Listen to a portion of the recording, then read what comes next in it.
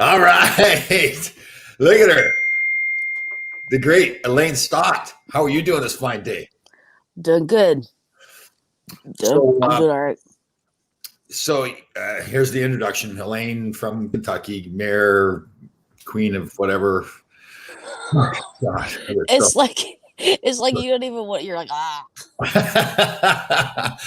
we were talking a little bit before we went on. I'm in a bad mood today. All this crap going on. But all right. Um, a little update. So we talked about that genealogist guy. oh Uh, yeah, Found out he had some more interesting stuff, right? He sent out to us. oh yeah. He sent me some. I read some of it, and then he sent me some more. I didn't get a chance to Yeah, read. I've been he sends us like pages of stuff too. You look at it first, like, oh god, but not, but it's pretty good. It's yeah, interesting as all get out. yeah, it's cool the way he's done. He's done a lot of great old pictures and stuff. So, but Yeah, that's the cool part. Is like, yo, he sends me pics. I'm like, that's my family. What? I know. How about the stuff like coming over in the boats too? Like how he described the condition Oh yeah. a little bit. Yeah. Yeah, that was, and then it make that. I told you, you come over on the pit. What was it? The Santa Maria. You come over on the Santa Maria. I come over on the Pinta. No, Oh god. it was cool though because it was like the conditions they endured, and then he actually said like uh some of my people come went to Australia Yeah. for a while, and Yeah. yeah, I thought that was pretty cool. So For me, see, that's why I love Australia. My yeah, your family's peeps, from there. your peeps, yeah. But for me, it Yes. was interesting talking about how they came over because I didn't know how we got into the farming business at home, and he described how England, owned Canada at the time. It was one of their colonies, and to get Yeah. people to go over, there's a lot of unemployment in Great Britain. So to get people to go over to Canada, they gave them like free land, like 100 acres of land, and they had to go farm it. Yeah. And then they pledged to kind of fight for the British Army if they ever had to or whatever. So Yeah, see, I think that stuff's so cool because yeah, it's like, you find out like really like like I live on a farm and my grandpa was a coal miner. And then in the stuff he sent me, like the majority of the Stotts, right, the Stott men were coal miners and yeah, stuff. So it's like, yo, that's why we are the way that we are. yeah. It's pretty cool. It is very cool to figure that out because I wondered. I should have asked, but I never thought of it when I was a kid. But asked like, where did the farm come from? How did we get the farm? Yeah. Because all of a sudden you just assume, well, just you had it. So I think of that all the time. My grandpa's been gone now for about 12 years. right, And me and him used to sit on the porch, kind of like the porch I'm sitting on now. yeah, We used to down there. We used to sit on the porch down there, and I used to have him tell me stories and stuff. And right, my grandpa was a fair haired man. He was a little redhead, but not real bright red. right, And he had a fiery temper, and my granny did too. And so when I was younger, when I was a teenager, I was a wildcat boy. I was wilder than Dimit, and yeah, had a chip on my shoulder. And he used to tell me stories, and then like when I'd get in trouble in school, I was like, "I'm just like you, Grandpa." Like, yeah, yeah. So I love those old stories and I know. stuff. Yeah, And I wish I would have paid attention more, yeah. and really like deep dive with him because now he's gone and I can't ask him anything. So it's Isn't like, that the truth? Yeah, I have the same way with my parents gone and my grandparents gone, and there's so yeah, many questions. That's why for both of us, it's always so interesting reading that stuff from the genealogist guy. But yeah. There's not a day goes by that I'm like, man, I should have yeah, found this out. Should have learned that from Grandpa. Like me and my dad's been working on the tractor for a week, oh yeah, and I used to work on stuff with my grandpa too, but it's like just him. I didn't pay attention.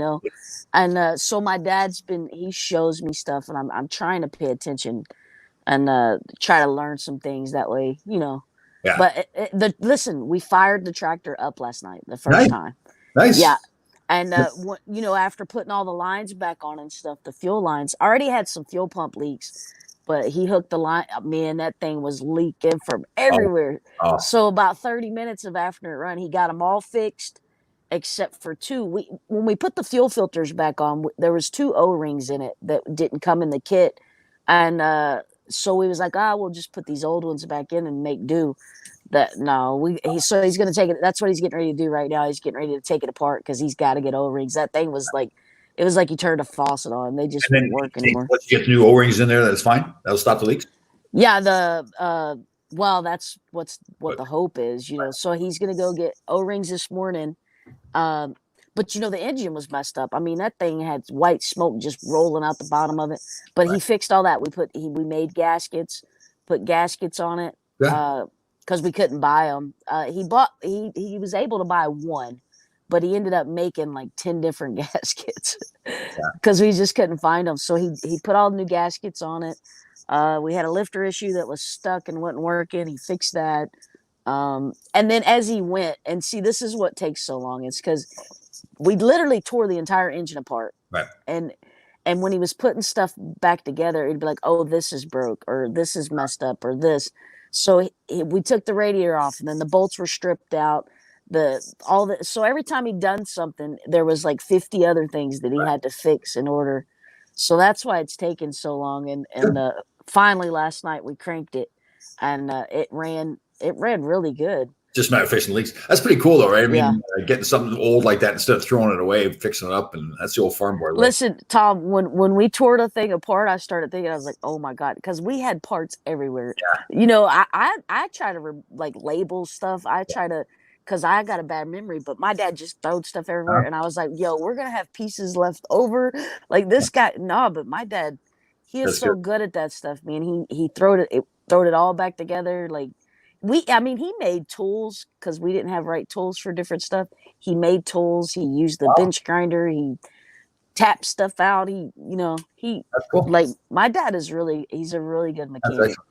It's funny you So- talk about you talk about your grandfather and your dad and the things you wish you had to pay attention to. And I was exactly the same way. Like, in fact, I thought my grandfather and my father were kind of like these weak men, because they never, like, they were just every day they were there doing the job right, 365 days a year, milking the cows and everything. And here I thought I was a tough hockey player, getting all that stuff. And I was like, why aren't you guys tougher? You're supposed to be fighting people and everything. Yeah. Now, I look back at them now and they're my heroes because they just, to show up every day, it's that thing that when you show up every day and do your job, nobody ever notices it because you're always there, right? It's when that they don't notice why he's not there. And they were that kind of guys. They just, their pride was that they could just outwork anybody. They would never let anybody outwork them. They same thing as your dad. They didn't have enough money to buy new tractors, new equipment, so it's just always maintaining the equipment, and fixing themselves. And I was like, oh God, just go buy a new one for God's sakes. Yeah. And now, when we had it tore down and like stuff wasn't working, I was like, oh my God. And I was like, or he would go to fix something that was like, it wasn't super important. Like, my grandpa had put a weight on the front of it, just a big metal bar or whatever. And one of the bolts had stripped out. So the thing was like hanging halfway off. Right. And my dad jacked it up back into place. He was tapping the hole out. He was doing, I was like, just forget it, Dad. Who cares? He's like, no, we're going to fix it. And he's like, the thing about me is the reason why I'm so good is because I take the time to do everything, And he's like, some young guy will come in and he'll hurry up and put stuff together. And he's like, after 8 hours of work, his shit doesn't run. He said, mine may take me 12 or 24, he said, but it's going to run, so. That's funny. That's your dad's the same way as my father and grandfather. They would, if they're going to do something like little things too, like if they're loading a wheelbarrow to move a pile of dirt someplace, that every load of that wheelbarrow had to have the max amount of dirt. I'm the same way. I'd load it like 3/4 full, and then I'd move it, and I'm thinking, oh, come on, Dad, hurry up, Meanwhile, I move twice as far, get less done. He's more. He does, and I look back now at those kinds of things just like that, and I go, I finally realized it, but I didn't understand at the time what was going on. So. Yeah, the crazy thing is, like my grandpa, he was a coal miner when he was younger, and then he was a diesel mechanic, and my dad was a coal miner when he was younger, and then he's been a mechanic. He works on big heavy machinery now, but he's been a diesel mechanic, a mechanic his entire life. And then my oldest brother Jerry, he actually does the exact same work my dad does. He works on heavy machinery in Florida. And it's kind of like he followed in his footsteps. I just think that stuff's cool, and then you got little old me. I can't fix nothing now, but I can tear it up, Tom. Don't you? I'd tear it up. You could, though. I mean, it's just a matter of experience of doing it, and understand how the engine works and all that kind of stuff. But how's the virus down there? It's not as bad as in the cities. You know what I mean? Like there's I can't remember how many people's in Corbin. I think it's like 30,000 in Corbin. And I left the house once yesterday. I had to go to the post office, and I had to run to the bank, and that was the first time I had left in a week. So it's like I don't worry about getting anything. Yeah. Now my woman, she went back to the work in the factory, Right. and there was a couple people that had tested positive for corona in, it's called the stock cage. It's where you go get glasses, gloves, Right. materials you need and stuff. There was two people, the two guys that worked in the stock cage, they both tested positive, Uh, and so they sent them home. But it's not like here like it is everywhere else. You know what I mean? Because I guess because of the population, but it's starting to get a little closer now. Like yeah. somebody had it at work, so Well, that's the tough part, right? I mean, everybody's got to get back to work, making money and everything like that. But then the virus is going to spread more. So yeah. I just it's gonna be like this until they get a yeah, vaccine. But even if they got a vaccine, there's been mutations of it already. You know what I mean? So it's like, yo, yeah, how are we gonna go back to normal life now? I don't, yeah. you know. That's the thing that I don't want to sound more. Both of us want to be having fun here, but that's the thing to think about. Is like, how do we get out of this? Like, where's the end? I guess you look back to 1919, whatever, when they had the other virus, whatever. Oh, the Spanish flu that took out a bunch of my people. Yeah, and eventually, I mean, somehow it ended. Somehow, right? It was gone. I guess the vaccine, but Yeah, I agree. it's just a matter of like how long does it take to make a vaccine? Usually like a couple of years, right? Yeah, and they got to test it. They go through the trials and all that kind of stuff. Yeah, I don't want to be the guinea pig on that one. Yeah, no kidding. What when your wedding pictures? When's that happening? What? Okay, so we were supposed to do wedding pictures last Sunday, Oh, and the lady that was gonna do them ended up bed rest. She's pregnant, so she ended up on bed rest oh, and was messaged like the week before and was like, "Yo, I can't." And oh. I'm like, "Dang it!" And she actually had her baby on the day we were supposed to take our pictures. Well, she should So have got the kid out. Then she might as well come and take pictures. What's she doing? yeah, she's weak, Tom. I don't know. Yeah, come on. No, so I told Tanya, I was like, we don't have to have a picture on it. Let's just put out invitations. Yeah, So I think now she's looking at just invitations with right. no picture on it. I was like, yo, we can take pictures later. Sure. So uh you'll be getting one in the mail, whether or not you gave Yeah. me the right address. Hold on. What are you trying to make excuses already? Why I don't get one? Like, are you setting this all up that it's my No, fault? I think you give me the wrong address. It's probably going to like Bob Laid Dog or in Canada or somewhere. No way. You probably give me a bogus No way. address. I've cleared out. Which I don't even know if you gave me your I don't address. think I I'd have have to given go it. back and look through my messages. No, because I think you avoided giving me your address because you knew I was going to show up there Hold one on. day. So You're gonna get it right now. Hold on. I'll do it right now as we're on the show. you're so full of it. You're going to send me. Listen, The White House. whoever gets this invitation that I'm going to send to Tom, you're more than welcome to come. Because Tom, you just use Tom's VIP and get in. Okay. Good. And it's September 27th. 25th, Oh, you moved it again. 25th. Okay. Hold on. No, our anniversary is July 27th. You would have loved it last week. We do that podcast on Thursday afternoon with the old hockey players, and we had this Phil Esposito on. Phil Esposito is this great player, Hall of Fame player and everything, but pretty colorful guy, 79-year-old guy, but really speaks his mind kind of thing. So before the show, he asked me if he could swear on the show, and I said, well, I mean, a little bit's not bad, but we don't want to go nuts with it. Well, he must have dropped the F-bomb about 75 times. Oh.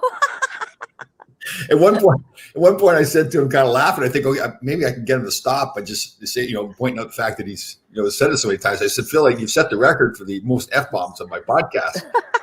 Didn't stop him at all. He just kept on going. It was funny. Well, that's the thing. Like, I cuss, but I try not to.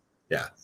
The kids in this, I don't want to be, you know what I mean? Like, adult conversations and you cutting up is one thing, but if you got children listen to you or whatever, it's not a good look. I don't want in your place. You got a lot of people look up to you, respect you, admire you, and everything. And Actually, one of our followers here, Joseph Rosario, who was he counted 114 f bombs. Oh my god! I think he's having fun a little bit, but it was good. It's funny because one time I made the comment that everybody was trying to keep count of how many. I think they started. Oh yeah.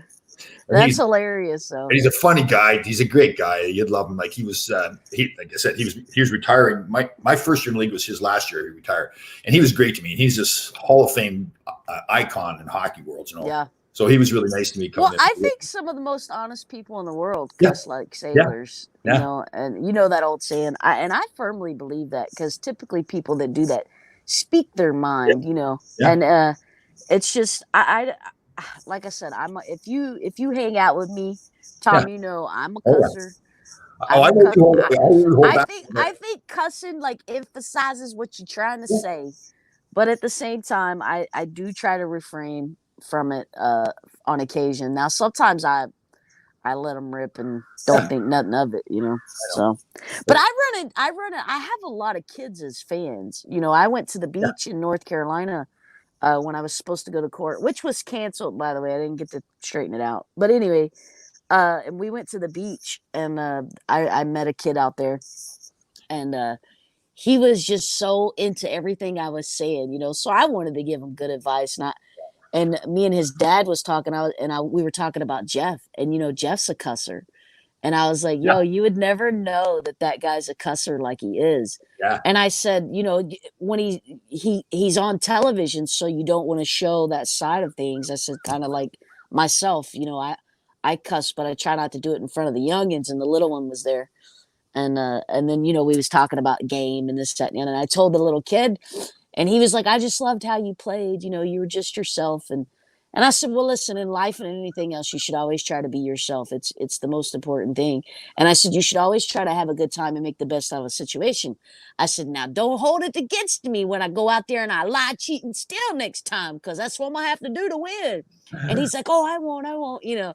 But I love the kids. Yeah, that is funny with Jeff, though. I remember being out there I think one of the first challenges we did, somebody was not standing where they were supposed to stand. He snapped at him, like he dropped the F-bomb right, and he yelled at him. Really? I was like, oh, go Jeff. It was so funny, dude. I think it's hilarious, but I understand why they don't put that on TV. You know, like I get it. Yeah. So it's like, you know, sometimes you should bite your tongue a little. It's like, you know, but sometimes I just let them rip. I'm like, nah. And so how are we doing with the fitness? Are we still going to the gym? Since my dad's been here, no. Like we was in the garage from, I don't know, like 9 or 10 in the morning yesterday until midnight 30 last night. So no, there wasn't no going to the gym. And then it's like once he gets started, he's got stomach issues and stuff, and so like it's like he eats and his stomach's tore up if he doesn't eat his, you know what I mean? Well, that's right. And he was on all that medication, right? The doctor. Yeah. And he's 65 years old, not as healthy as he used to be. So, but once he gets going, you know what I mean? Like once he shakes out all the kinks in the morning and gets going and gets in the garage, like he just wants to, I got to get this done. Oh, no. We're not leaving until this is finished. Get him a juicer and get him doing the shot of ginger and turmeric and all that stuff. Yeah. Well, we were talking about, he's a little overweight, just like the rest of us. And, you know, he's got diabetes and stuff, and he was talking, and he's got lung issues. He's got COPD. He smoked for most of my life, and he quit when he was my age, and but it's damaged him. You know, now he's 65 years old and he has COPD and stuff. So it's like if he walks from here down to the garage down here, you know, he's bent over, can't breathe, huffing and puffing. But once he gets going and gets flowing, right, he usually works to whatever it is in his head he wants to get done. And if that takes him, like last night, we put all the fuel lines on, and then it was already dark 30, and he's like, well, we might as well crank it up and see what happens. So then we cranked it up, and then it leaked from everywhere. And he's like, oh, well, we might as well take this fuel pump off here or these fuel filters. So it's like, it took forever to get him out of the garage last night. And then finally, when he came to the conclusion that he can't do anything else until he gets those O-rings, then we got to come to the house. So no, I've not been working out. I've not done anything other than working on the tractor. All right. So here's the big thing. And this is just between us. Nobody else will hear this, but how are you doing with the honeymoon plans? Oh yeah, yeah. Not good because how do you plan a honeymoon during a pandemic is what I want to know. Somebody please send me some information. You know what I mean? It's like, yo, Well, okay, let me ask you something. If there wasn't a pandemic, what would you do? What would you want to do for your honeymoon? I want to either go to Australia or I want to go to Hawaii because I've Well, never been to either. how long are we planning on going for your honeymoon? Uh, I don't know, a week. Okay, Australia's a long way. I mean, it's beautiful. A long way to go for 1 week, though, Yeah, right? Because you're gonna have that's to true. fly, I guess, fly to LA, and then it's like 11 or 12 hours. Like we were Brisbane, and that's right on the western coast, no, eastern coast, and that was what 11 hours. No, that was like 13 hours. Yeah, So long way to go. yeah. But can I even go anywhere? Well, I think you can. Yeah, I mean, Well, there's flights and everything. I mean, there's limited flights, and obviously, I talked to some people, and they say that they're spacing people out on the planes. But other people I've talked to is that they're all packed right together on a plane. So, I mean, that's the scary thing. Do you want to get on a plane, though? Right? I mean, that's what I'm concerned about. If the cases are not, it's not going down, it's going up again, and you're inside a container. I don't know. well, see, that's the thing. It's like, okay, like we're supposed to get married. It's like, so we're gonna make all these plans and do all this, Yeah. and then are they gonna shut the country down, and then half the people's not even gonna be able to show up? Or I know, like New York State, for example, they've got a list of, I think it's like 20 states. I can't remember of that. If you go to those states and then you come back home, you got to quarantine yourself for 2 weeks, 14 days. Now, I don't think Kentucky's in that, but I mean, yeah, you I know, don't know. I mean, I'm kind of. I mean, we're getting married come hell or high water. You yeah, know what I mean? you Like still the get married. woman's mind's done. There's no changing it. Yeah. So if it's just me and Dean Kowalski who is marrying us, if that's the only three people that shows up, then that's what we doing, Tom. It's just Yeah. I don't know what to do about the honeymoon. Yeah, I It's know. like I Yeah. don't know. I don't know if I should plan some big elaborate thing in hopes that it works out and hope we don't Right. get corona and die or you know what Right. I mean? Like I just don't. I don't know. Well, and things could change so Ah, much too. It could get better. It could get worse. You just don't know. I mean, that Dr. Fauci just keeps telling us how it's going to get worse based yeah. on who we're acting. So, Yeah. yeah. I don't know what to do about it. And Well, 2020. it could still hold if we win the lottery, get the motorhome. If you would just go ahead and do that already, like I don't know Well, why. they cheated me. Somebody else won it, so I'm waiting for it to get back up a little bit higher, so I can. Hey, do you play the same numbers or do you let them I say give me a Mega Millions and a Powerball, and they just maybe you should play like my age, your age, okay. and then play like our birthdays. Okay. You know what I mean? Maybe you should like throw some numbers out there with some significance. Yeah. Okay. So let's go. So my birthday is 4/15. So we need what was it, 6 numbers? But there's a Powerball number too. So I can use I'll combine. Okay. So My birthday, your birthday, and then our ages. okay, good. Tom, you're 75 and you was born 4/15, and I'm 42 and I was born 1/13. I am more like 32 years old. I have to have a birth date that is 1958, but I just don't think that's right. 58. Wait, how old are you, Tom? My dad's 65. I'm 62. Okay, so my dad was born in 55. 55. Yeah. See, I told you when I was on the island, I said, Tom, you remind me of my dad. I'll never vote you out, Tom, because I love my daddy. When we were in LA for casting, I hope I don't get him in trouble. I won't get him in trouble. He's already got his money. But Tommy, the one, we were on the elevator. We can't talk to each other, right? Because we're that casting, and we both were on the elevator, and there's nobody around. And he goes, "Oh, I want to team up with you." He says, "You're just like my dad." What? Get out of here, Dad. Why didn't you believe Tommy, but you believed me? Because you knew I told the truth. That's why. Tom, did you look at me and just know that you was going to be my best friend? Well, it was funny when we were out there at the Ponderosa before the game started. We couldn't talk to each other. Remember one time we were sitting out there? We learned we stare out at the water. So all the handlers. You're telling trade secrets here, Tom. We've got all the money. And we start talking to each other and start talking about the farm and everything like that. And there's always that in the back of your mind. You're always saying, okay, who's playing games here? Like, who's somebody setting you up already? Are they already playing the game? But once we got out on the island and started hanging out together, yeah, we just did it off. It was funny. I had a blast. Yeah, you knew I was going to be your best friend. That's so funny. Do you tell your hockey players that your best friend's a Yeah. lesbian midget from Kentucky? they all watch the podcast and everything, so they get Yeah. Well, I should have said the word little person. I didn't mean to say that. Yeah.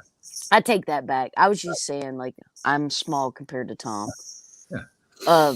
Yeah, I'm your best friend, and and I'm your only friend. That's so sad. That's so sad. I don't need friends. Friends are overrated. I want a friend to get a dog. We have Rose Richter. She's our friend. She called me beautiful people. That's us right there. Yeah, she's a loyal watcher. She watches you all the time, Tom. Yeah.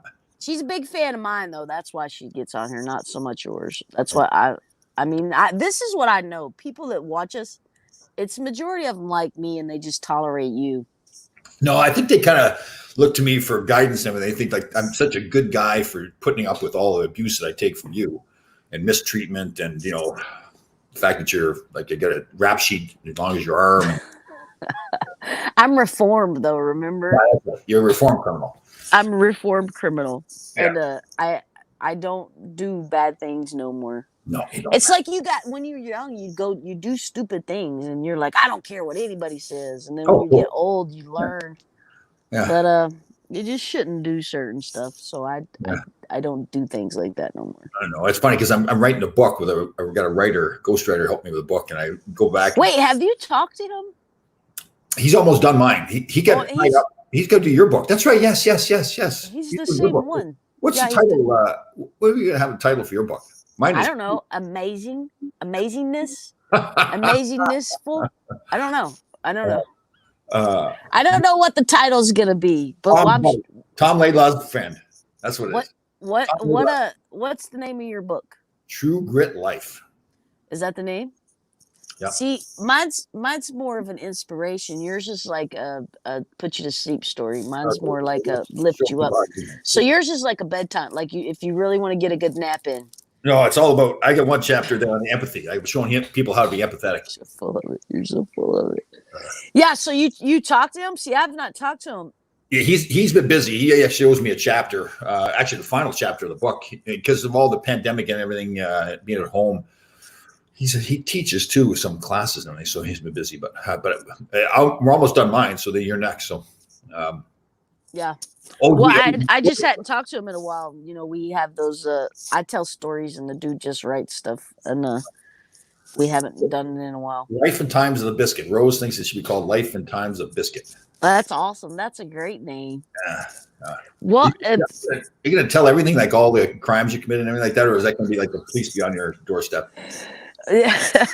No, I mean, I don't know. I mean, I have a lot of good stories, Tom, like a lot of good stories. Yeah, you can like, no, yours could be very inspirational, like very, like, of all the things you've done and fought through and everything. And yeah. End up as my best friend. That's like the, cream. Oh yeah. That's they call it the biscuit on the cake, the top of the cake, the biscuit on top of the cake. There you go. No, I'm not sure. I think just inspiration in general, and like keeping a positive attitude. Just act. Outlook on life. You know what I mean? Yeah. I don't necessarily have the most positive. I'm like, but my overall attitude is pretty positive. We talked about that before. Like I never viewed you as being negative and everything. It's just when you speak your mind about stuff too. So yeah. Well, pandemic put me in a funk, and it's like, I'm so. Oh, I've had a couple of days lately where, okay, that's enough. Enough of this. Let's get back to work. Yeah. It's like, it's hard to keep a positive attitude. Like it's hard. Yeah. And what really makes it hard though is when you try to have a certain outlook on life, is like treat everybody how you want to be treated and be kind across the board or whatever. And then people treat you a certain way. And it's like, man, why am I always trying to be the nice one or trying to, and then the way I started looking at it is like, I'm going to do me. I don't care what you do, how you act, how you behave. I'm going to do what I think's best for me. And if you think you're getting over on me, great for you, but I'm still gonna act and do my thing. You know what I mean? I, And that don't necessarily go over good with a woman because she's like, no, you do this. And I was like, yo, just because they're behaving that way doesn't mean I need to, I know. you know. Although it is fun once in a while to give somebody a nice punch in the nose. When's the last time you actually punched somebody in the nose? I was actually, you know what? I swear to God, I was thinking about that today. I got a buddy of mine who's a Navy SEAL, and I sent him a text. Big tough guy, too young guy, and great guy though, family guy and everything. And I said, let's go over to Afghanistan and just go punch somebody in the face. You know? Yeah. So it's been a long time since I had a nice little dust up. Yeah, But, you know what's funny is like I watch my dad, like he's got a bad back, he's sick and older, and you know when he was young, he would, I mean, I watched him knock, I couldn't tell you.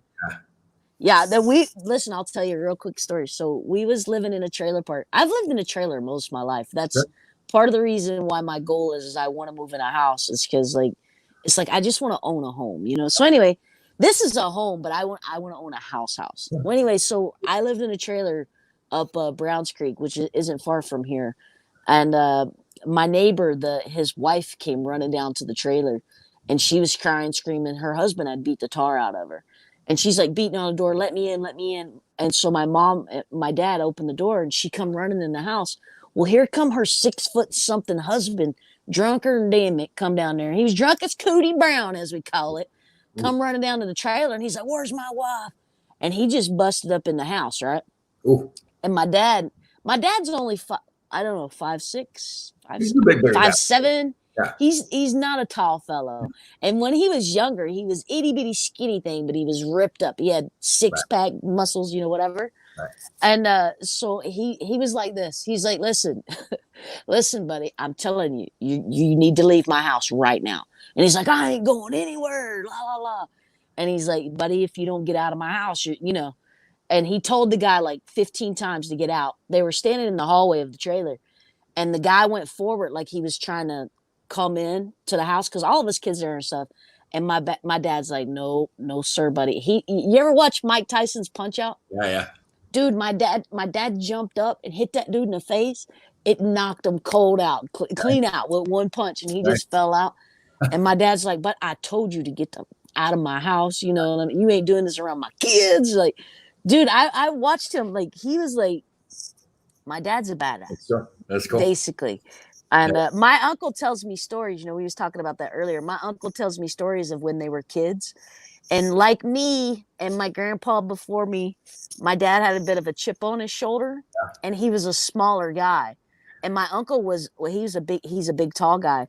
So they would go, they lived down in Williamsburg, and they used to go to the college to like pick up chicks or whatever. Mm-hmm. And, you know, my dad would tag along, and my uncle would get in arguments and stuff with like football players and like cause problems. And then he'd be like, hey, Johnny, that's my dad.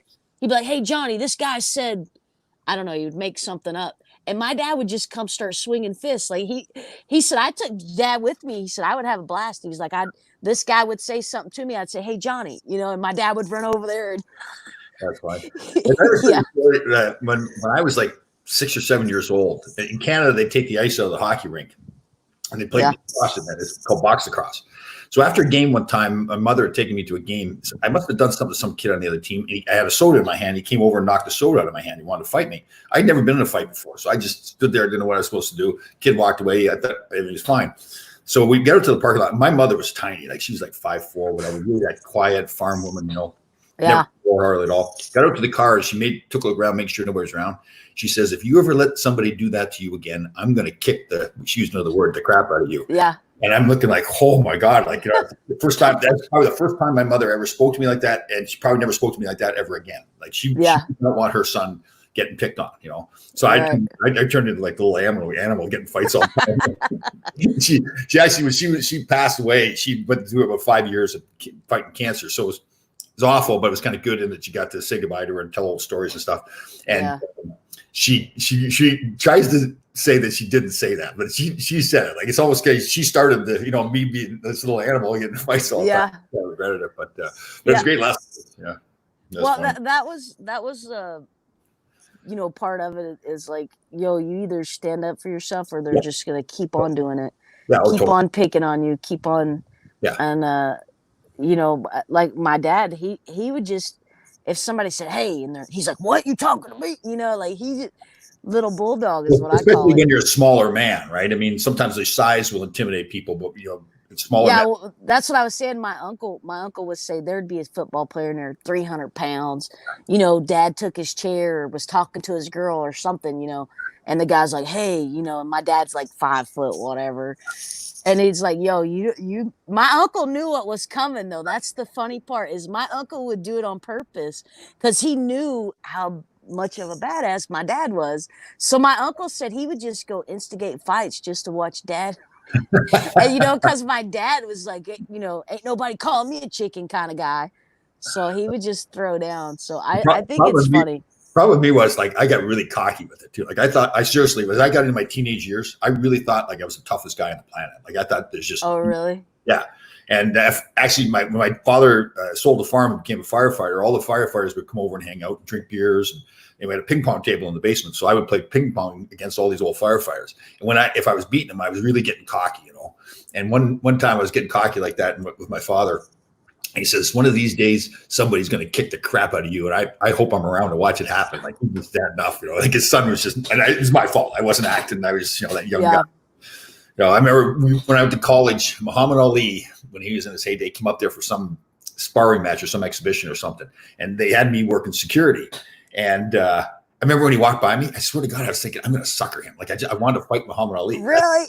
That's how bad I was. I was like, it was funny because once you get to the NHL, you realize, man, there's a lot of tough guys there. I mean, it's, you know, so Yeah. like I went from thinking I was the toughest guy on the planet to realizing, wow, there's a lot of big boys here. So, but that is funny though. With Dude, was your dad that way when he was younger? Because like my No. whole family was like that. You know, that's the thing. Like I said earlier, like my father was bigger than me, 6'4". You know, he was chiseled too. You know, working on the farm all the time. But he was really that like calm, like, you know, the peacemaker kind of guy. What about your grandpa though? It was the same thing. They were, you know, they're like, that's why I say, like, I was, again, I thought the fighting showed how tough you were as a man, like how strong you were as a man, right? That's my view as a young, you know, teenage boy and everything. So I thought my father and grandfather weren't that strong of men because they didn't act like that. They just, first of all, my father was so big, most people didn't mess with him. My grandfather was just, this guy was just always working, taking care of my grandmother in the wheelchair with arthritis and that. But I realized later that they were huge. Some of the strongest people, you know, yeah. Because they were mentally strong and their heart was strong, you know. Yeah. So, well, the reason why I asked that is because like mine's just the opposite. Like, like I said, my grandpa told me a story one time. He's like, I was working in the mines, and we were shoveling coal, and the man beside of him said something about my granny. They were getting ready to get married or something. He's like, "Why are you marrying that old lady?" Or, you know, my granny was a Spitfire herself. Yeah. And my grandpa said, I just turned around and hit that guy square between the shoulder blades with my shovel. I was like, what? He said, well, he ought not say anything like that. Yeah. He said, it pissed me off. I was like, Grandpa. He said, well, now, I'd be all right. But as soon as somebody say something, you know, he said, I would just turn around. He said, your granny was the same way. He said, that's why I married her. Yeah. He would tell me a story about how she was a principal in school. And like the big kid in class, you know, the troublemaker, he would talk trash and he said Granny just walked up he jumped up like he was going to say something to my granny. And my granny was little bitty and little skinny lady. She probably weighed 100 pounds soaking wet. And he said she just picked a flower pot up and busted that kid in the side of the head with it. And he shut his mouth. But you know what? Yeah, I come from a long line of hotheads, is what I was saying. But my dad was a hothead. My brothers are all hotheads. That's funny. And I'm not so much. Like, I'm more chill and calm. I'm one of those, it takes me a long time to get actually, like, physically mad, you know? Right. And, but once I get mad, it's like, I don't know. I'm black, you know, I go black. I actually get it from my father's mother, my grandmother. She was one in a wheelchair, had arthritis, but man, she was tough. Like, you know, if I was ever getting in trouble with my parents or whatever, like I would run to my grandmother's house, you know. We lived a quarter mile away, but you could go through the field. So my parents joked about it later on. They'd see me running through the field to get to my grandmother. I'd done tough for that. But she was tough. Like she'd defend me to the death. You know, like I was her grandson, so she wasn't going to let anything happen to me. Yeah, that's awesome, man. I miss my grandparents so much. Yeah, I know. You know what I mean? Yeah, you don't realize. It's one of those things you don't realize until they're gone how much they do for you. You know. Yeah, it's like I live here on this was my grandpa bought this farm in 1980. And when he first moved out, he moved out here from town. And the reason why he moved out here is my granny had told him that she hadn't been upstairs in the 2-story house they live in. She hadn't been upstairs in years. And he's like, well, it's time for us to move. You know, if you can't get up the stairs because they're, getting older. So he moved out here to the farm. And when he first moved out here, my granny hated it. Oh. She hated everything about it because she always lived in town, Right. like downtown, where you can walk the stores and this, that, and the other. And whenever she moved out here, we're in the middle of nowhere. You can see just trees. You know what I mean? Like you hear every dog in the holler barking. At night, it's dark as all get out. And so like she hated it because it was away from everything. Right. But as she got older, I mean, she died right here on the farm, and so did my grandpa. She loved it. You know what I mean? Like peaceful, like. Right. And I sit on the porch, and that's what my dad was talking about. I was like, yo, I get more and more like Paul Stott every day. You know what I mean? Like I notice it every day in the things that I do, that I get more and more like my grandpa and like my dad. It's super funny. And I don't know, it kind of makes me proud though, because it's like, yo, those are some great people that I'm being like, you know what I mean? So it's Absolutely. I agree totally. Yeah, I agree. Yeah, the Tom Laidlaw porch. Exactly. So, are you doing the wedding? If everybody come, you're doing the wedding. Dude, we're getting married on the hill. Okay. On the hill? Yeah. Okay. Yeah, look. Okay, let's see if can you see on the other side of this truck. Yeah. There's a road up past that doghouse. Yeah. Yeah. Okay. You go up that hill, and at the top of the hill, there's a barn up there. That's where I proposed at. And it's I big field. Okay. Yeah, it's a big field. It opens up. So what we're thinking is up this road, we would put lights on the side of the road. Oh.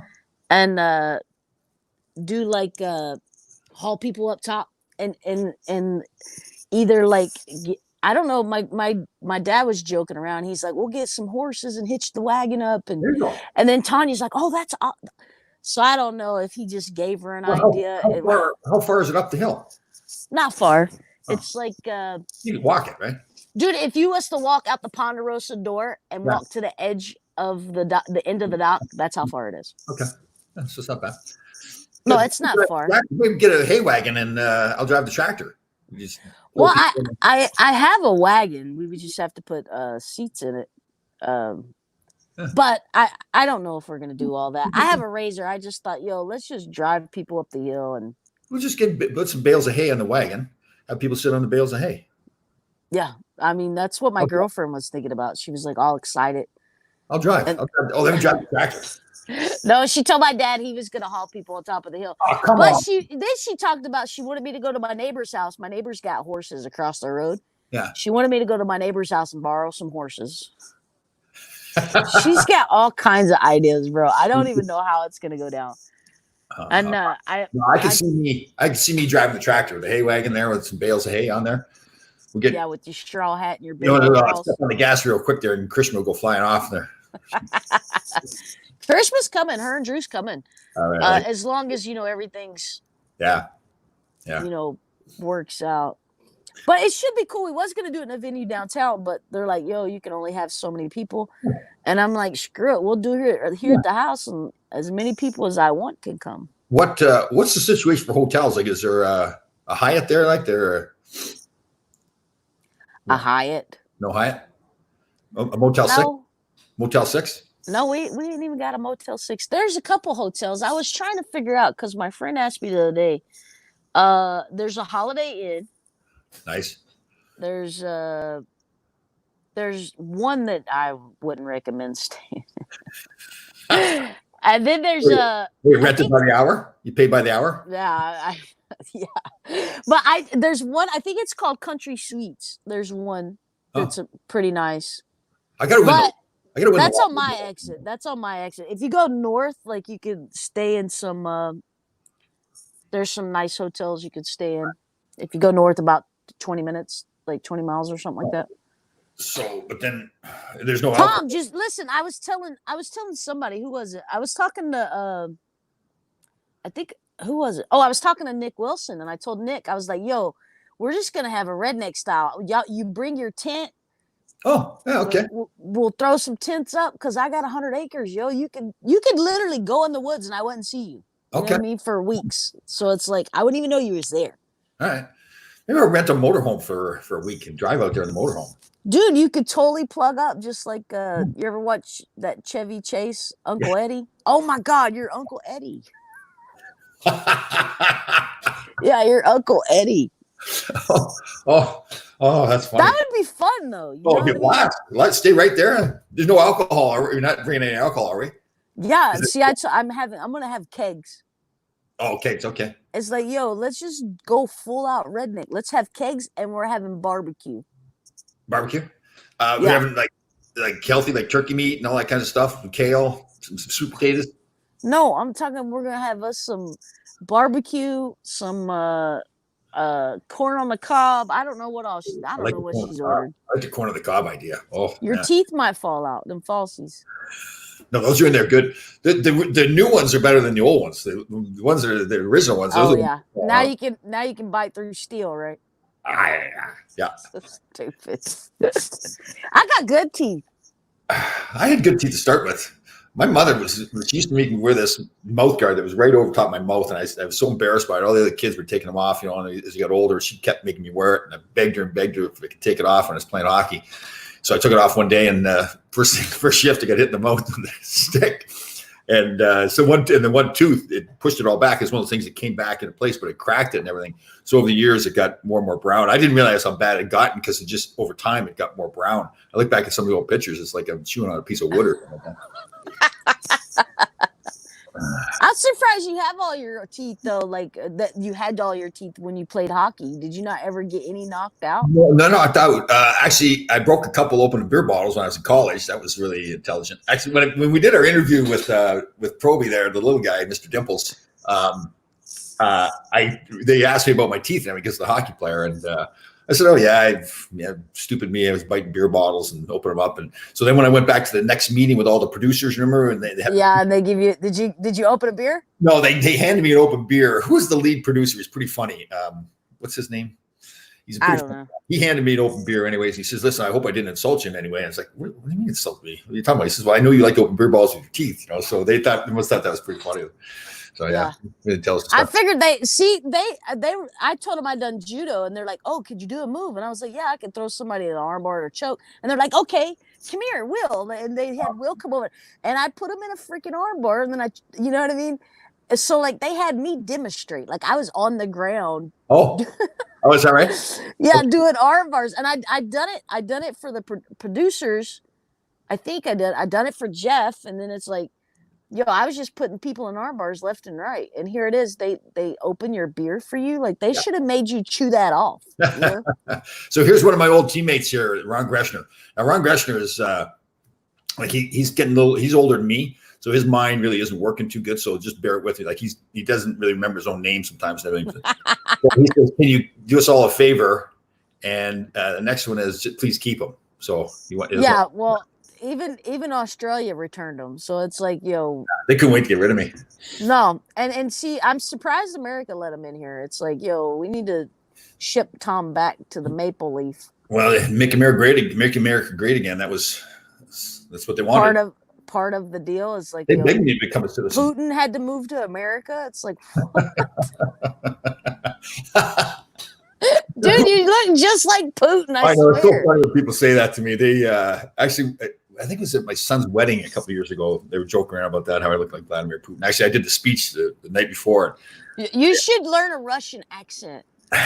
You really should. That would be, oh my God, that's freaking hilarious. You should learn a Russian accent. I was out in LA a few years ago, and I can't remember what some business deal or something like that. It was kind of cooler weather, and I had a long, dark coat on. And I guess a lot of the cab drivers around LA, they're Albanian or something. I think it's Albanian. So I got in the first cab at LAX, and you could tell the guy was nervous. Like he was like looking back in the rearview mirror at me the whole bit. And I said, "Hey, how you doing?" And he says, "Oh God, thank God." He says, "I thought you were KGB." He thought it was like some Russian spy or something like that. So every time I got into a cab when I was there, I realized there's all these Albanian guys, and I would purposely like just sit there, really not say anything, be really quiet.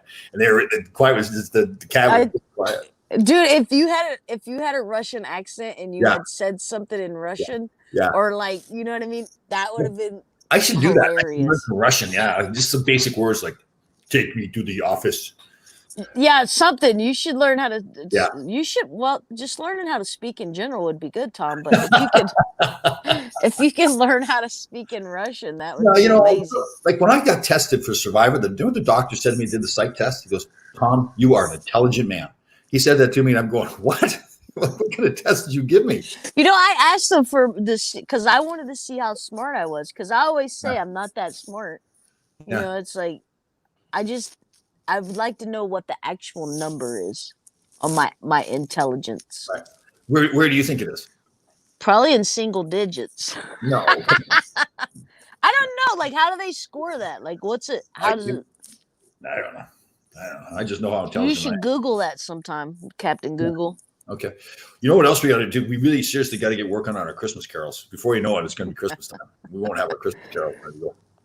Dude, like, how would we do this if you don't never come see me? Well, I'm coming to the wedding. We need a karaoke machine ASAP, and we could just sing karaoke and hit record. Well, we can do it right here, like in this thing right here. So we tape it, and then no. What?